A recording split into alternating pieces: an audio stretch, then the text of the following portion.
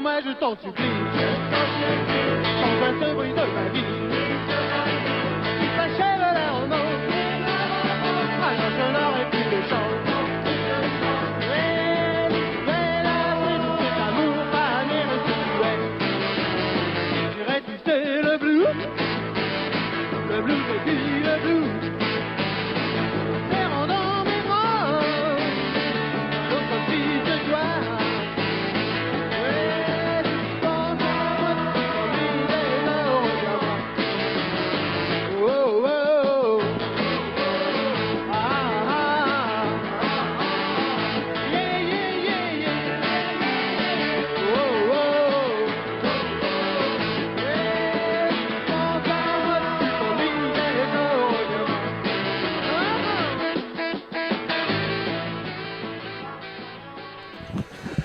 Le Son des Bulles a décidé de changer son générique pour son émission du mois de février. Nous espérons que la Castafiore ne nous en voudra pas trop, mais comment ne pas rendre hommage à Denis Cyr qui nous a quittés il y a quelques semaines. Vous venez d'écouter J'irai twister le blues du Dennis Twist, groupe de musique des années 80, avec une pléiade de dessinateurs. Denis Cyr, bien sûr, Franck Margerin, Dodo, Jean-Claude Denis, Villemain, pour ne citer que les principaux. Le Dennis Twist était le troisième groupe créé par Denis Cyr, après Los Grados et le Denis Cyr Quartet. Mais malheureusement, nous n'avons pas réussi à retrouver un enregistrement des deux premiers groupes. Aussi, nous avons choisi cette chanson, J'irai twister le blues, avec Denis Cyr au chant, mais ce n'est pas un choix par défaut. Alors, quelques mots sur Denis Cyr. C'était un fan de rock, mais aussi amoureux de la moto, à l'image de son copain Franck Margerin. Il aimait à dessiner des femmes sensuelles et de belles mécaniques dans un style un brin nostalgique des années 1960. On lui doit notamment les albums Lisa B ou encore Zibelline et Betty. Denis Cyr était un punk habitué à brûler la vie par les deux bouts. Il était proche de Jean-Pierre Dionnet et a été durant les années 70 et 80 un des grands collaborateurs de Métal Hurlant. De mémoire, il y est arrivé à Métal Hurlant au numéro 6 ou 7 et a été jusqu'à la fin de Métal Hurlant. Donc il a participé à plus de 200 numéros. C'était donc Métal Hurlant, revue mythique de la contre-culture. Dans son style rétro-chic, il touchait à tous les genres, de l'érotisme à la science-fiction, avant de toujours revenir à ses deux plus grandes passions, la moto et les pin-up.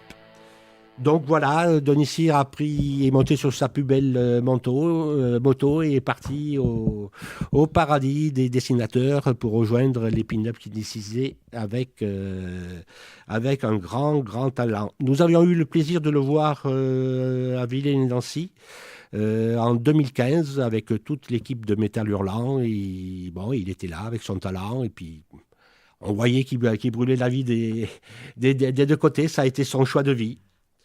Voilà pour Denis Cyr. Donc nous allons faire un petit retour sur le festival d'Angoulême que nous avons abordé déjà la dernière fois. Avant, je vais vous dire que j'ai le plaisir d'avoir mes chroniqueurs habituels, Anne-Marie, Charles, Franck, Mirko. Aujourd'hui, il vient de se joindre à nous Mathieu, qui va nous parler du Grand Prix d'Angoulême. Et nous avons Laure qui assiste à l'émission. Merci à vous d'être là. Angoulême, donc, les prix ont été décernés. Pour mémoire, lors de la dernière ou de l'avant-dernière émission, avait émis quelques souhaits. Franck, si je me souviens de ses propos, avait souhaité que Brecht Events soit enfin récompensé. C'est fait. Il a obtenu le prix spécial du jury. Moi-même, j'avais annoncé que moi, ce que j'aime, c'est les monstres d'Émile Ferris, aurait le Fauve d'Or du meilleur album. C'est fait. Anne-Marie avait souhaité qu'une femme obtienne le Grand Prix pour que Florence Estac ne soit plus la seule au panthéon de la bande dessinée. C'est fait. Et pour la deuxième fois, donc, une femme a obtenu le Grand Prix, à savoir Rumiko Mangaka. Je l'ai bien dit, Mathieu ? Pas du tout. Pas du tout. Allez, dis-le toi alors. Rumiko Takahashi. D'accord, je me suis trompé. C'est pas grave. De plus, plusieurs femmes ont été récompensées. Emily Gleason a été récompensée par le prix de la révélation pour Tête de drôle de coco chez Atrabile. Yen Wang, c'est bon là? Yen Wang, c'est bon ça, a reçu le prix jeunesse pour Le Prince et la Cantinière chez Aquileos. C'est donc un tir groupé réalisé par les femmes lors de ce festival, et c'est tant mieux. Le Grand Prix donc est allé à Rumiko Takahashi, là j'ai bon, et donc deuxième femme et deuxième mangaka à obtenir le Grand Prix. J'ai fait appel à Mathieu, qui en connaît beaucoup plus que moi sur le sujet. À toi Mathieu. Donc, bonjour à tous, ou en japonais, Konbawa Minasan. Alors Charles, là il faut répondre là. C'est-à-dire que ça ne s'accorde pas comme ça dans la province du Nord. Hein. Ah, pardon. Allez, vas-y. Donc, je vais vous parler aujourd'hui du vainqueur du Grand Prix d'Angoulême de cette année. Donc, après Otomo en 2015, qui avait notamment écrit Akira, donc, Rumiko Takahashi, c'est la deuxième mangaka de l'histoire à se voir décerner le prix d'Angoulême. Et c'est également la deuxième femme, comme l'a précisé Jean-Jacques. Donc, c'est une consécration qui est importante pour cette merveilleuse discipline qui est le manga, qui a longtemps été très décrit en France comme étant dangereux pour les enfants et, on va dire, qui pouvait nuire à leur éducation. Donc, Takahashi, c'est une jeune femme de 61 ans. Donc, elle a eu une carrière vraiment exemplaire. Elle a eu une carrière vraiment exemplaire, avec plusieurs œuvres majeures, dont tout fan de manga et même des personnes qui sont moins fans de manga n'oublieront jamais. Donc, elle s'est spécialisée dans l'écriture du manga dit shonen, donc qui veut dire adolescent en japonais, et qui était plus spécialisé pour les jeunes garçons, mais qui est vraiment très grand public. Et toutes ces œuvres, elles ont un point commun, et c'est ce qui fait sa marque de fabrique. C'est des histoires très comiques, qu'elles soient d'action ou qu'elles soient romantiques. Et donc, il y a plusieurs de ces mangas qui ont été adaptés en animé et qui ont traversé l'archipel du Soleil Levant jusqu'en France, tels que Lamu, ou Juliette Je t'aime, ou Ranma 1,5, ou encore Inuyasha. Donc, il y a beaucoup de trentenaires qui vont écouter cette émission et qui regardaient le Club Dorothée. Ah, c'est l'émission que j'ai empêché mes filles de regarder quand elles étaient jeunes, c'est ça? Exactement. Donc j'avais tort. Ah bah complètement, vous savez pas ce qu'elles ont loupé. Et donc aujourd'hui, Takahashi a vendu plus de 200 millions de ses œuvres dans le monde entier. Donc c'est vraiment impressionnant. Donc ce que je peux dire, c'est que les personnages principaux de ces mangas ont la force d'être simples et très attachants. Et ils vivent une vie vraiment, on va dire, normale, dans laquelle on peut très facilement se projeter, comme par exemple Hugo dans Juliette Je t'aime. C'est un jeune étudiant qui tombe éperdument amoureux de Juliette qui vit dans la pension dans laquelle il va vivre pendant ses études. Donc là, je vais vous proposer de vous raconter l'histoire de Ranma 1,5. Donc c'est un petit résumé. C'est une œuvre qui a bercé mon enfance et dont je chantonne toujours le générique de temps en temps. Sous la douche. Sous la douche, par exemple.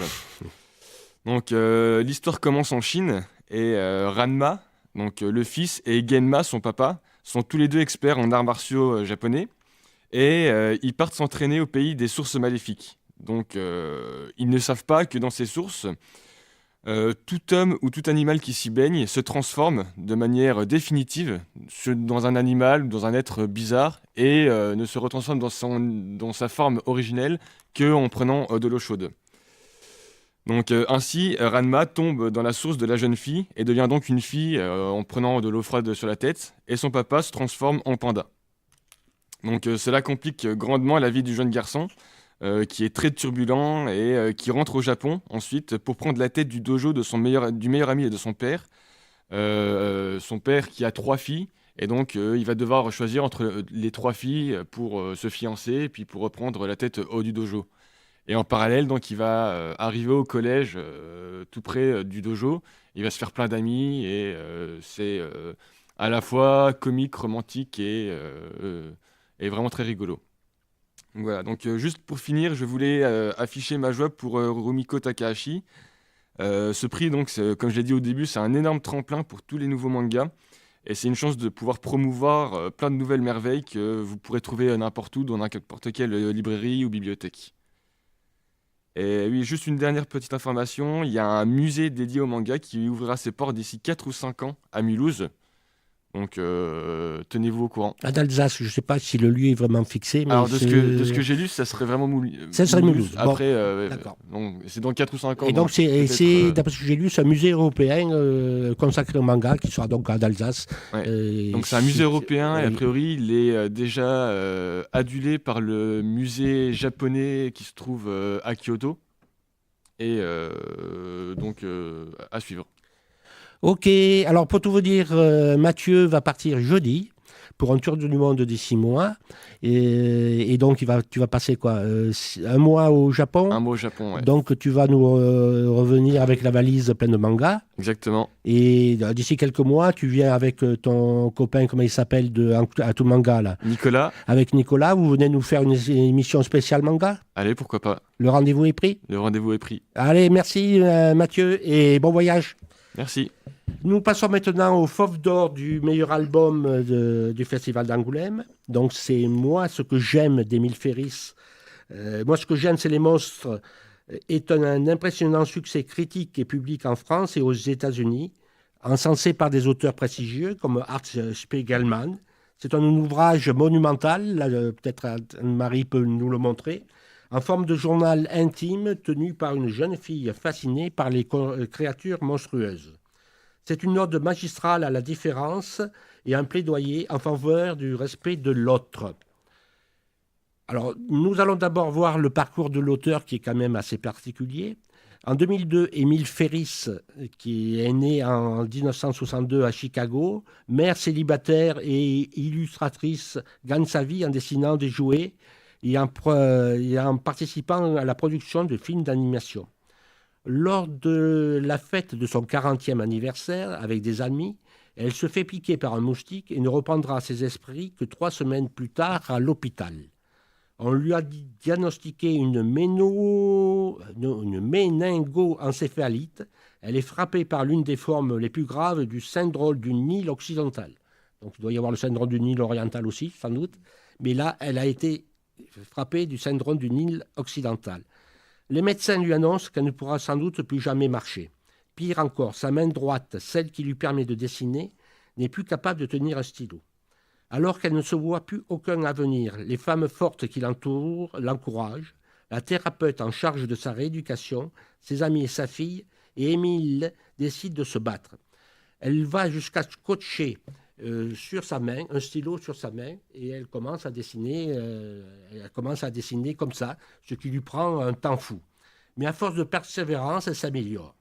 Donc Émile décide de prendre un nouveau départ et s'inscrit au Chicago Art Institute, donc c'est l'école des beaux-arts des États-Unis, dont elle sortira avec son diplôme d'un pas déterminé.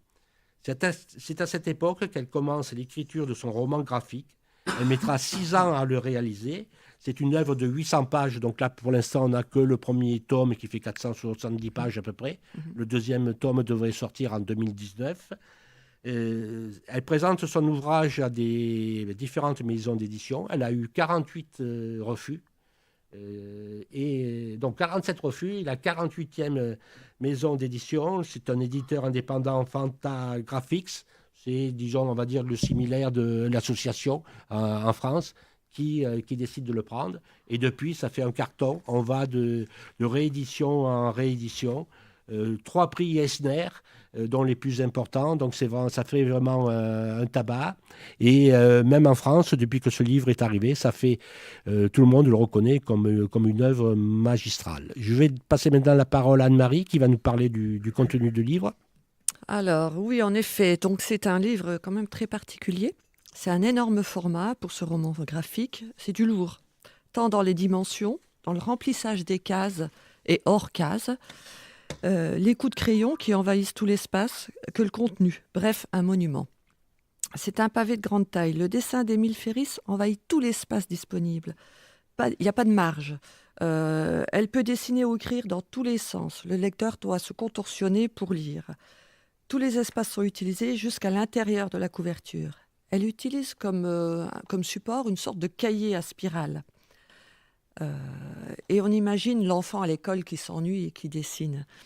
Alors les hachures, principalement noires et blanches, et la couleur rare, issue d'une palette vraiment minimale, dramatisent le plus simple dessin. C'est du grand art. Donc on entre de plein pied dans un drame, et la noirceur s'intensifie au fur et à mesure de la lecture. Le tout est ponctué d'événements historiques incontournables, la guerre du Vietnam, l'assassinat de Kennedy, puis celui de Martin Luther King et les révoltes à Chicago. Karen est une petite fille qui grandit, alors c'est l'histoire, Karen est une petite fille qui grandit à Chicago dans les années 60, dans une famille pauvre dont le père a disparu, la mère est totalement mystique, et le grand frère de 25 ans, passionné d'art et de dessin. L'imaginaire de Karen se construit grâce aux visites au musée avec son frère et à la lecture des magazines d'horreur qu'il lui achète tous les mois. Son préféré, c'est Ghastly. Et on reverra, il y a souvent des renvois à ça. Donc les monstres deviennent ses amis. Ils sont bien plus sympathiques que les humains de son environnement. C'est pas peu dire. La vie dans le quartier est très difficile. Les monstres, ce sont aussi tous ces gens qui vivent dans ce quartier. Ce sont tous les parias de la société américaine des années 60, les minorités sociales, raciales, sexuelles. Elle-même est pauvre, a des racines mexicaines et indiennes.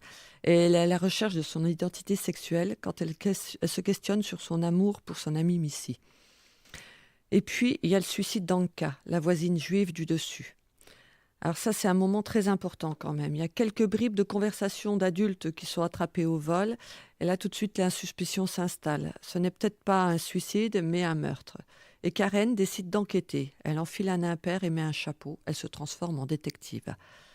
Elle découvre l'histoire de cette femme qu'elle appréciait beaucoup. Cette femme était une enfant maltraitée, esclave sexuelle, déportée sous le nazisme. Ce lourd passé fera ployer les ailes de son envie de vivre sa vie sous ce fardeau. Toute son enfance, elle s'est battue pour survivre. Elle a sauvé des proches et des enfants. Mais l'énergie déployée face à l'adversité dans les périodes les plus horribles de sa vie l'a abandonnée à l'âge adulte. Et les fantômes de son enfance l'ont hantée et menée au suicide.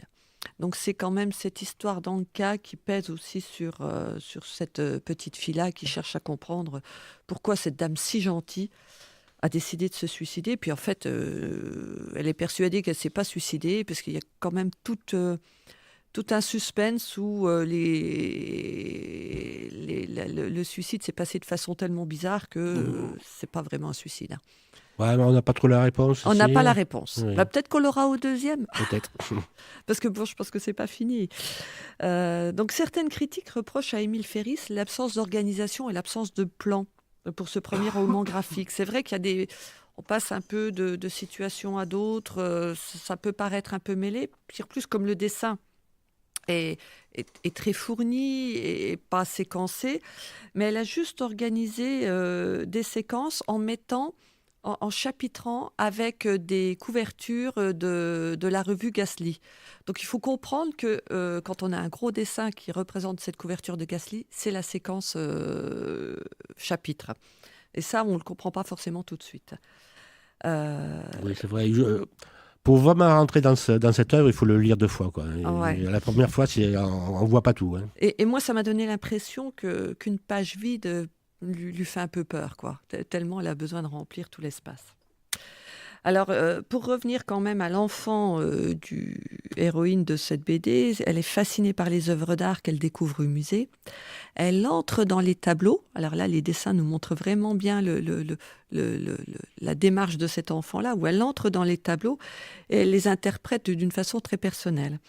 Et Émile Ferris reproduit, à sa manière, avec ses petits traits et tout ça, les tableaux des grandes œuvres tout le long du récit. Et on voit plein de tableaux avec l'interprétation de la petite fille de ce tableau. C'est assez impressionnant. Et donc la représentation, j'en reviens aux monstres, la représentation des monstres est différente selon la position dans le quartier plutôt malfamé. C'est-à-dire que chacun voit dans tel ou tel personnage un monstre, un paria. La vie de Karen est semée de monstruosités, je dis bien monstruosité, le cancer de sa mère, la mort d'Anka, les agressions qu'elle subit à l'école, les violences que subissent certains de ses amis, Sandy, Franklin. C'est très très noir quand même, hein, très très noir.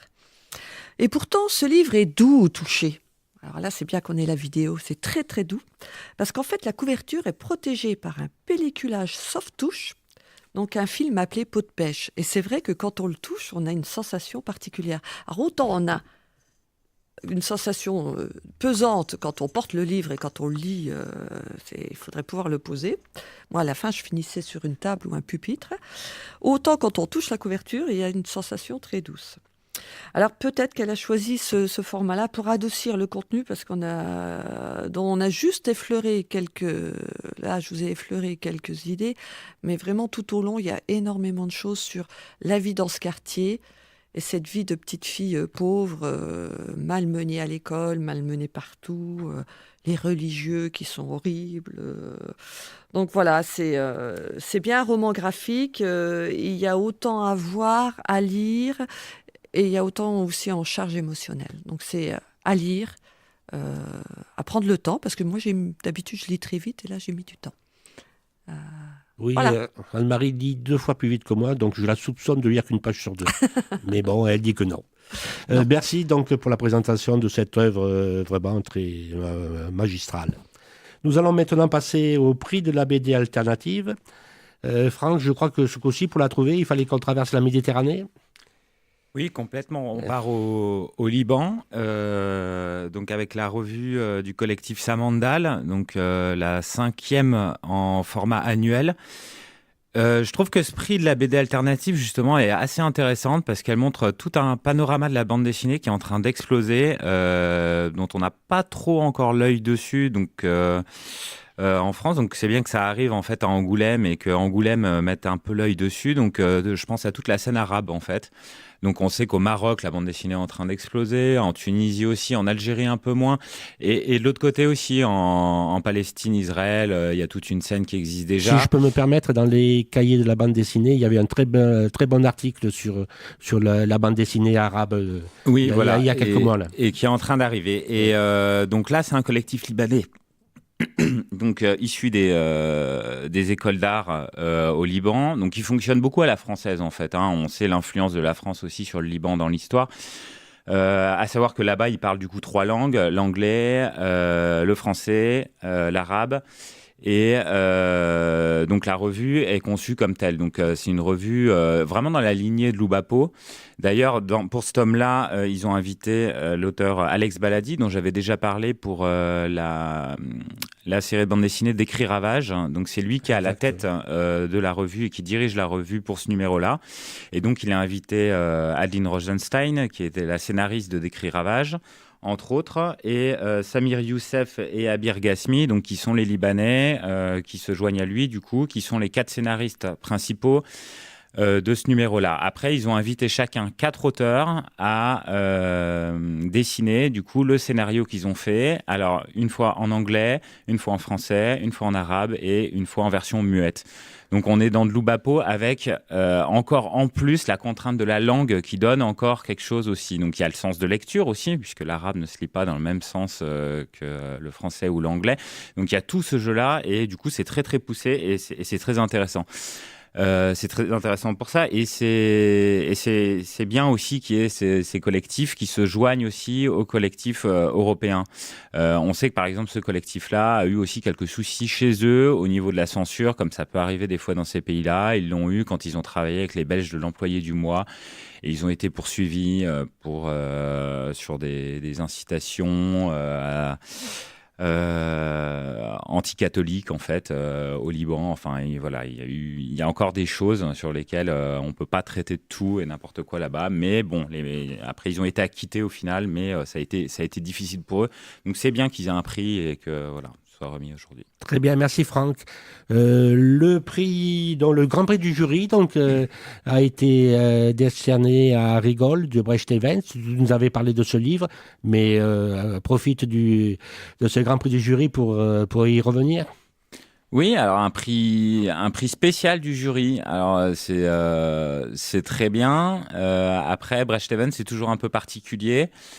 Mais ceci dit, j'aurais préféré un prix qui l'intègre un peu plus sans qu'il soit spécial. Voilà, il y a quelque chose comme ça chez Brecht Events, c'est quand même son 4e gros album. Je veux dire, il aurait mérité aussi un prix qui l'intègre plus dans la bande dessinée classique, qui soit pas un prix spécial en fait, je trouve. Mais voilà, mais c'est très bien, hein. Après, c'est pas son premier prix spécial non plus. Il l'avait déjà eu, je crois, pour son premier album, qui était les Nos Sœurs à l'époque, qui est d'ailleurs complètement dans la lignée des Rigoles en fait, qui ont tous les deux pour point commun de raconter les péripéties d'une nuit à travers des personnages masculins qu'on suit dans une nuit un peu folle et déjantée, tout dans des tons pastels et explosifs. Et voilà, mais un peu comme le Grand Prix de cette année, on est dans des ouvrages très particuliers, dans des choses qui sortent des cases, c'est le cas de le dire, quoi. Très bien, merci Franck. Et maintenant, donc, nous allons donner la parole à Mirko. Mais comme il n'était pas disponible ce matin, j'ai été l'interroger hier à la parenthèse. Merci Franck. Donc maintenant, nous allons donner la parole à Mirko qui ne peut pas être avec nous aujourd'hui. Mais j'ai été à la parenthèse pour l'interroger.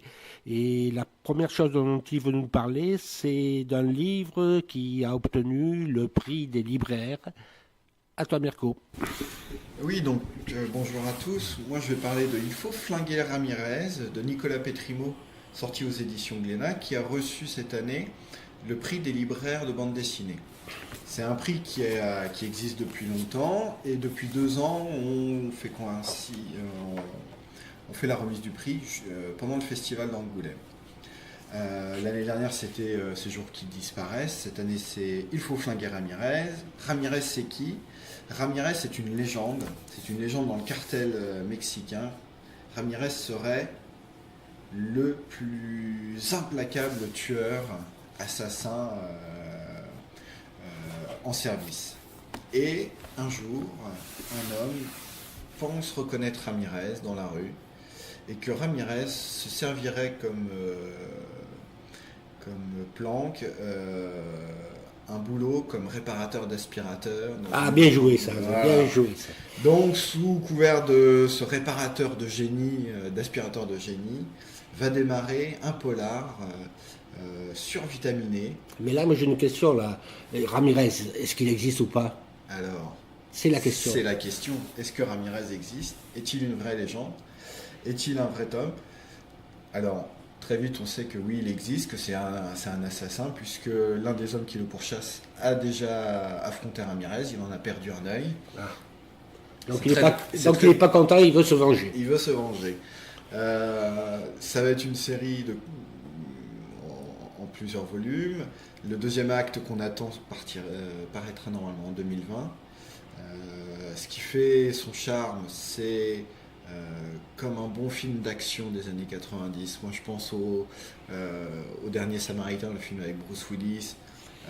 Il y a ce mélange d'action, d'humour, de rebondissements, des courses-poursuites, des flingues, des jolies nanas.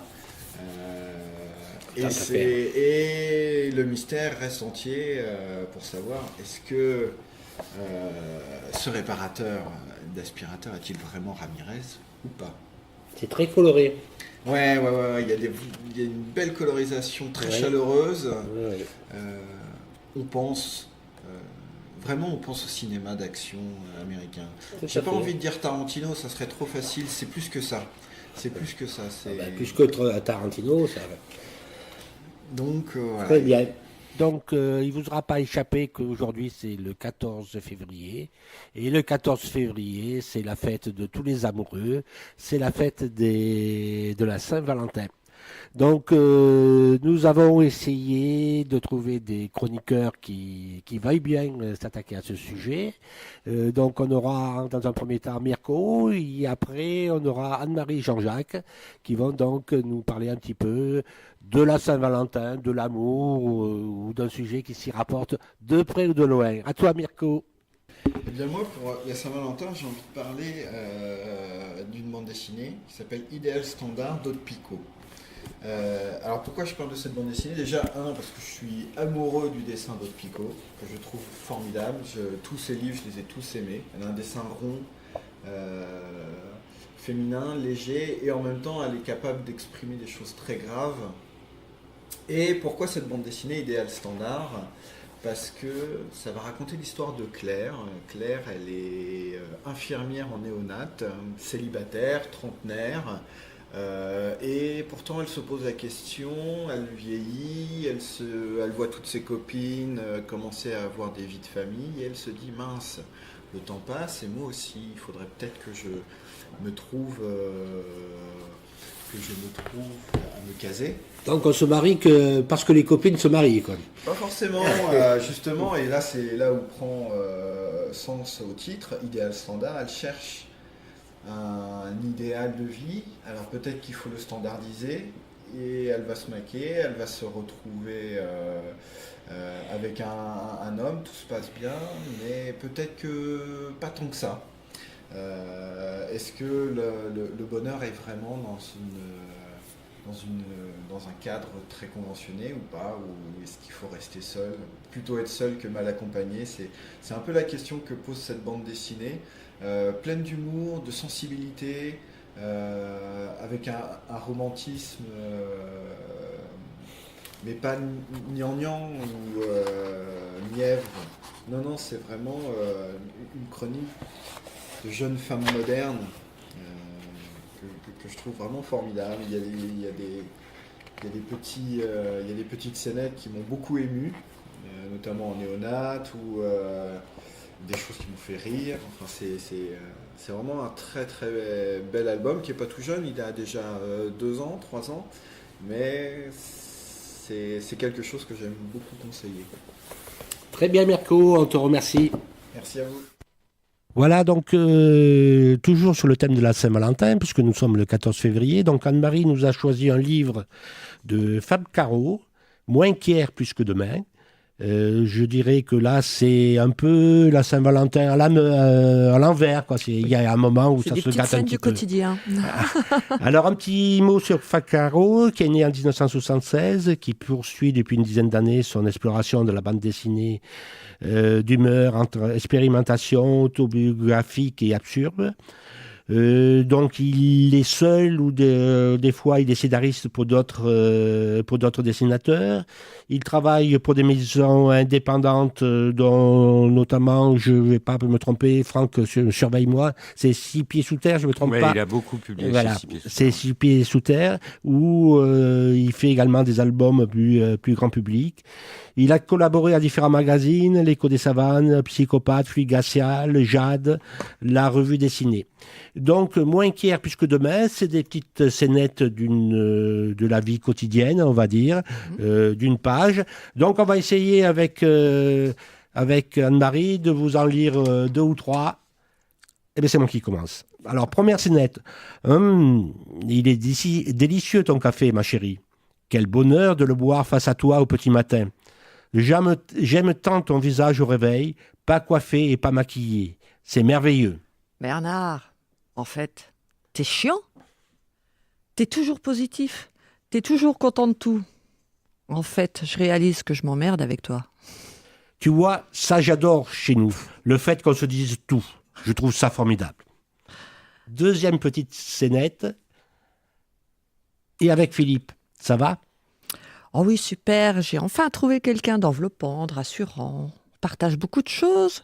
On lit, on va au ciné, on adore marcher, dans la forêt main dans la main. On fait la cuisine ensemble, on écoute la radio. C'est une relation très tendre, très complice. Et toi avec Julie ? Oui, nous aussi, on s'emmerde. Troisième petite scénette. Tu ne me regardes plus, Denis. Hein ? Mais si, enfin, que tu racontes. Ah oui ? Alors, sans te retourner, dis-moi comment je suis habillée. Une doudoune Batman, un sarouel jaune fluo, des après-ski ? Pas du tout.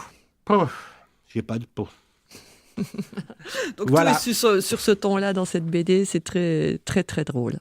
Voilà, donc on va passer à la pause musicale. Et donc pour la pause musicale, on retourne au dessin animé de l'enfance de Mathieu. Et donc c'est, comment ça s'appelle ? Ranma 1/2. Voilà, c'est parti. Moitié soleil et moitié pluie. Ranma 1/2, moitié lumière et moitié nuit. Tu vas dans la vie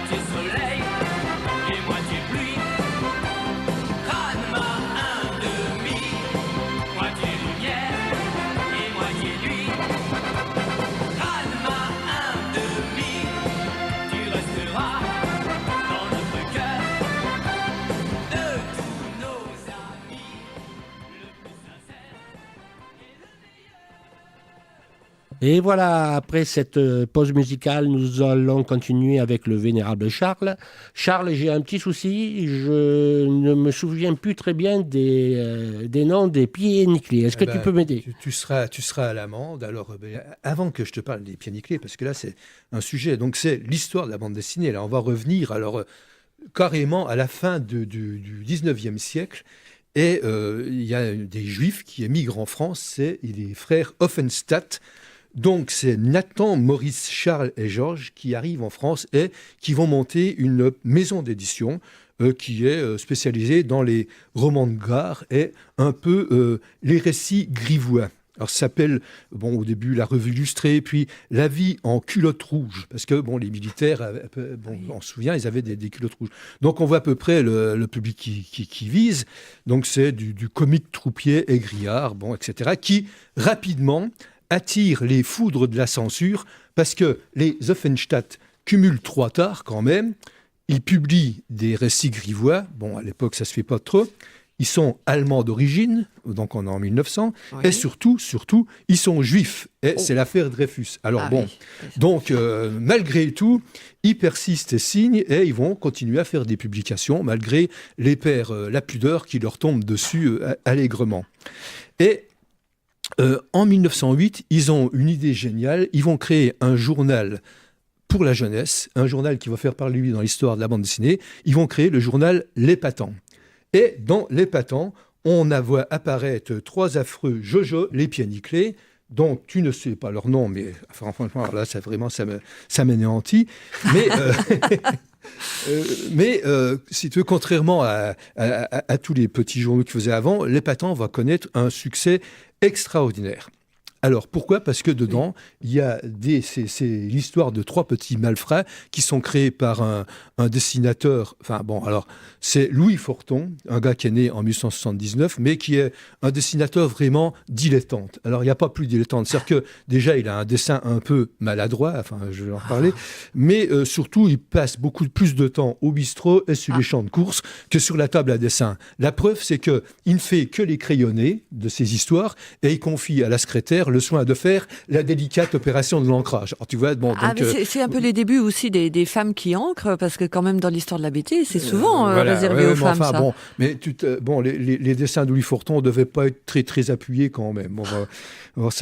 Donc, arrive la guerre de 1914, mais les Offenstadt doivent faire quand même choisir leur camp. Et là, ils vont faire un effort de patriotisme. Et il y a plein de bandes dessinées où les Croquignol, Filochard et Ribouledingue s'engagent vraiment dans la guerre de 14 et vont faire les pires misères qu'il faut au Kaiser.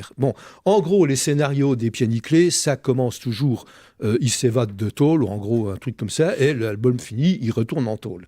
Entre les deux, ils font des petits larcins, etc. Et pas trop de suspense. Donc, je continue sur cette histoire des éditions Offenstadt qui vont, après 1919, devenir une société d'édition importante, la Société parisienne d'édition, et ils vont faire beaucoup de publications sur la jeunesse. Quand va arriver la Seconde Guerre mondiale, bien sûr, comme ils sont juifs, ils vont être spoliés par leur affaire, et après les années 1945, le reste de la famille qui aura échappé au camp reprendra l'affaire, mais ce n'aura jamais les succès qu'il y a eu avant, parce que, après, c'est les Spirou, Tintin, c'est un autre type de dessin. Ce qui est intéressant quand même dans les dessins de Louis Forton, qui était maladroit, mais c'est des dessins qui fonctionnent, et surtout, il est un des tout premiers à mettre des bulles, ce qu'on appelle les phylactères, dans ses dessins. C'est vraiment c'est un truc... Celui qui a introduit ça, c'est, comment il s'appelle, Saint-Organ, c'est ça?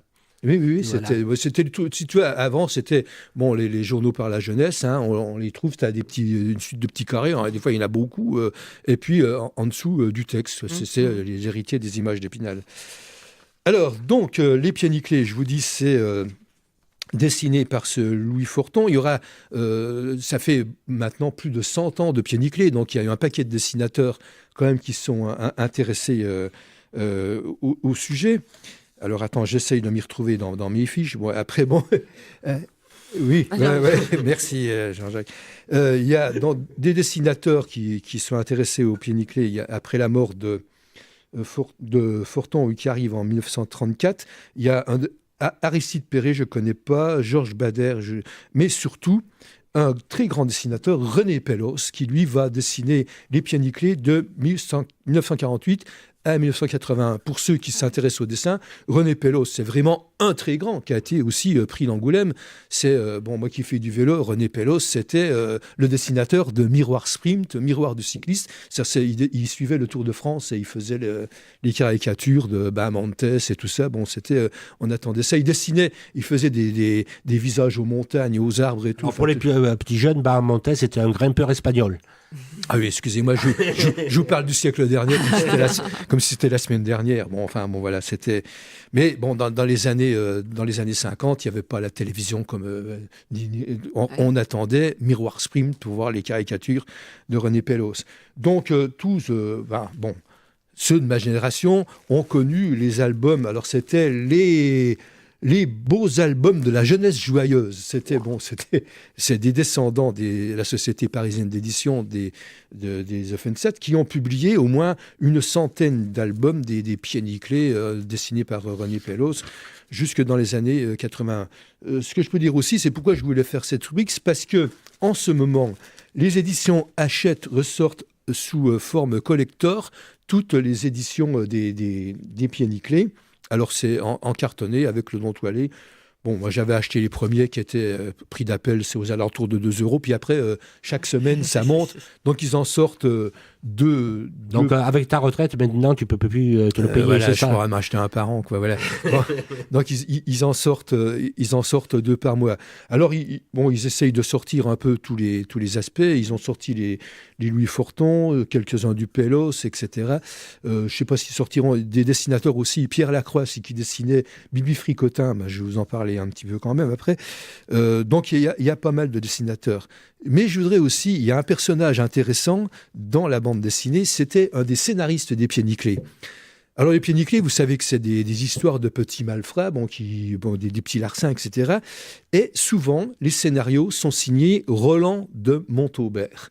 Et ça, c'est un personnage très intéressant parce que qui est ce Roland de Montaubert Voilà. Bon, je te demande pas qui c'est puisque tu ne sais même pas qui est Croquignol, Ribouledingue et Filochard.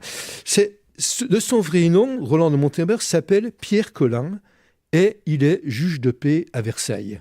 Ah oui, c'est-à-dire que ce gars-là qui faisait les scénarios pour la Société parisienne d'édition, en fait, il était juge, très respectable, magistrat, et il faisait et donc des le soir, il se défoulait. défoulait. Il se défoulait pour raconter les histoires de Croquignol, Ribouledingue et Filochard. Alors, d'autres choses aussi, j'ai vu, alors ça m'a pas plu, si tu veux, c'est que, je te dis, il y a des tas de dessinateurs qui s'y sont mis. Il y a, sur un scénario de Malka, que j'aime pas, mais avec des dessins de... On lui dira pas. Oui, parce que c'était, contre mon ami Denis Robert, c'était l'avocat de Claire Stream, tu vois. Enfoiré. Bon, alors, mais... T'énerve pas. Donc, Malka s'était associé avec Luz pour faire un scénario de Pieds Nickelés. Et Luz, qu'est-ce qu'il a fait? Alors, si un jour je le rencontre, je ne risque pas, ça m'a crevé le cœur. Il a enlevé le bandeau de Filochard pour mettre des lunettes de soleil. Ça se fait pas. Enfin, franchement, je ne sais pas ce qu'il a... Il a voulu rajeunir un personnage centenaire. Bon, enfin, voilà. C'était... Bon, les petites histoires. Bon, cela étant dit, son dernier livre sur l'histoire de Charlie Hebdo, c'est un très bel ouvrage. De qui? De Luz. Ah, de Luz, oui. Comment il s'appelle? Indélébile, voilà. Oui, non, mais... Oui. Alors, je prends un peu sa défense, quand même. Non, mais Luz, bien sûr, évidemment. Sur Charlie Hebdo, je dirais jamais de mal, ça ne touche pas au sacré.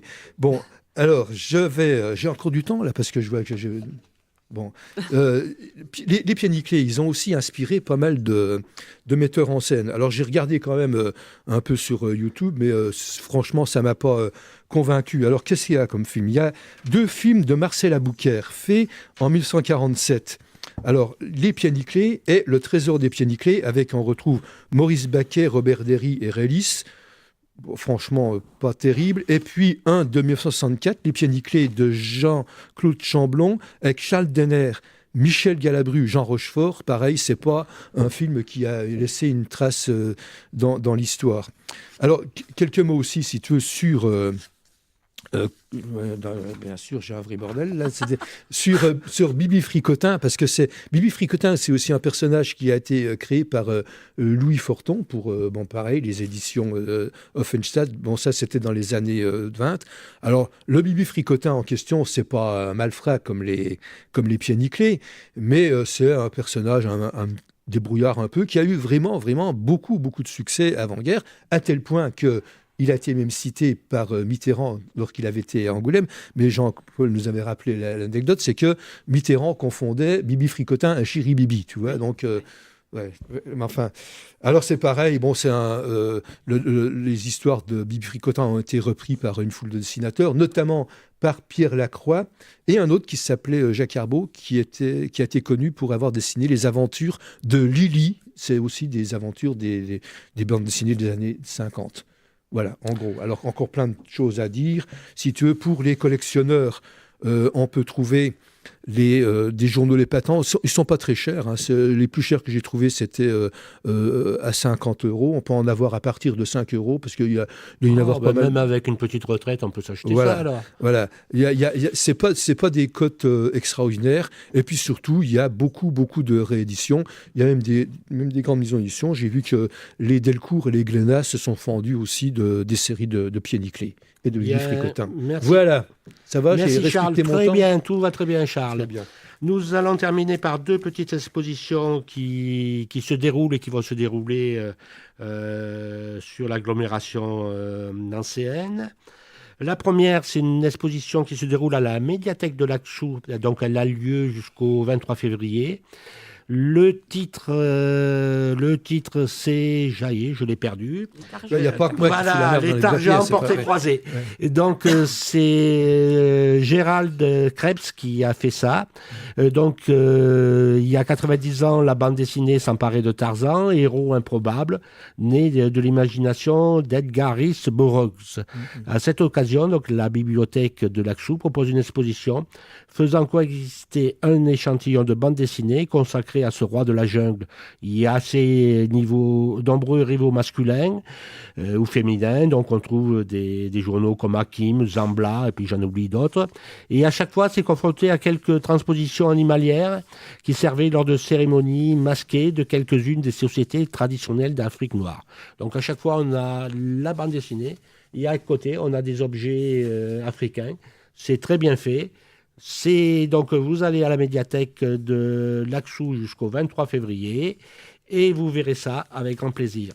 Il y a une autre exposition qui va bientôt s'ouvrir au CCAM à Vendeuvre et c'est Franck qui va nous en parler. On aura l'occasion d'en reparler, mais oui, c'est une exposition qui est au Centre culturel André Malraux, scène nationale de Vendeuvre. Ça sera du 9 mars au 5 avril et c'est Vincent Vanoli qu'on avait accueilli à Villers-BD, 2013, à toute oui, la première première année. édition. On l'avait accueilli aussi à la médiathèque de Vendeuvre avec Nicolas Moog pour une petite conférence et tout ça. On avait parlé de tous ses travaux. Voilà, Vincent Vanoli, un des piliers de l'association. Quasiment tous ses albums sont sortis là-bas. Quelques autres maisons d'édition aussi, mais voilà. Et Lorrain, voilà, qui habite à la frontière de l'Alsace et de la Moselle. Voilà, Mais qui est originaire du de côté Berthe-Moselle. là-haut, et qui est originaire d'ici, qui a fait les Beaux-Arts à Nancy. Enfin, voilà, mais on aura l'occasion de reparler de tout ça, avec son très charbonneux et voilà, et toutes ces ambiances noir et blanc, et l'exposition d'ailleurs qui s'appelle Pour qui sonne le gris. Voilà. Et donc Vincent Vanoli a accepté qu'on fasse une interview longue sur toute sa carrière. Donc avec Franck, on aura le plaisir d'aller le rencontrer. Et donc prochainement, on vous diffusera donc une interview de Vincent Vanoli sur toute sa carrière. Et ce sera un grand plaisir pour nous. Voilà, on arrive à la fin de cette émission. Jusqu'à présent, on vous l'avait caché, mais parmi mes chroniqueurs, j'ai un personnage qui s'essaie avec succès à la bande dessinée. C'est Monsieur Charles Ancet qui vient de sortir un nouveau livre. Alors c'est une aventure de Fulbert Laclanche, les uns sur les autres. Allez, 1 minute chrono. Oui. Alors, Fulbert Laclanche, c'était un personnage que j'avais réussi à placer dans Fuite glaciale dans la rubrique de Frémion, tu sais, donc il y a une quinzaine d'années. Et maintenant, comme tu l'as rappelé élégamment, je suis à la retraite. Donc, pour m'occuper, je fais quelques histoires de Fulbert Laclanche. Et celle-ci, donc, en gros, c'est est-ce que le cyclotourisme peut réparer les failles de l'espace-temps? Voilà. Tu vois, c'est le sujet. Voilà. Est-ce que je vais tout comprendre? Allez. Non, mais moi, j'ai pas trop compris. Tu vois, pas tout compris. voilà, Bon, mais ça fait rien. voilà, Merci Charles. Ben voilà, c'est déjà la fin de cette émission. Merci de nous avoir écoutés. La prochaine émission sera diffusée le jeudi 14 mars de 18h à 19h. Vous pouvez réécouter cette émission samedi 16 mars de 16h à 17h, mardi 19 mars de 21h à 22h, ou d'ici quelques jours en podcast sur le site internet de RCN. Merci Lucas d'avoir été à la technique. Vous pouvez nous joindre par mail lesondesbulles tout attaché @gmail.fr, par courrier lesondesbulles RCN 2 rue Bonnevay 54 000 Nancy, par téléphone 06 82 46 49 51. Mathieu, bon voyage. Merci beaucoup.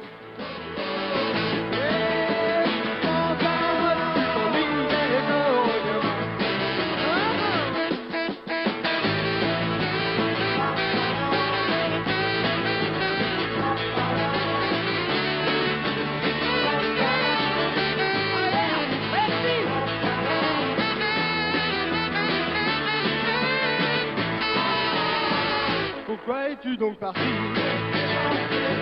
ton meilleur ami?